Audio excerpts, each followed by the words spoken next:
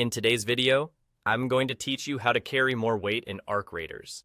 If you've ever found yourself leaving valuable loot behind or moving slowly because your pack is full, this walkthrough will show you the exact path to expand your carry capacity using the game's skill system without wasting points or time. The key is that carry weight in Arc Raiders isn't a stat you toggle in your inventory. It's tied to the survival skill line. So start by opening your skills menu from your character screen or pause menu and navigate to the survival category.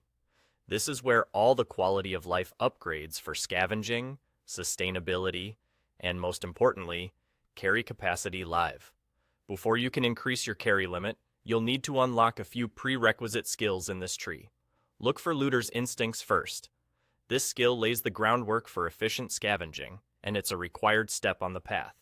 Next, unlock Silent Scavenger.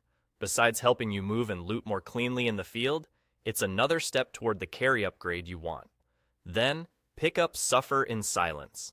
It supports survivability under pressure and completes the chain you need to move forward. With those three unlocked, Looter's Instincts, Silent Scavenger, and Suffer in Silence, you'll now be able to access Broad Shoulders. This is the skill that directly increases how much weight you can carry. Invest your points into Broad Shoulders and level it up as your build allows. Each level contributes to your carry capacity, letting you haul more ammo, components, and loot before you hit the encumbrance threshold. A few tips to make this smoother.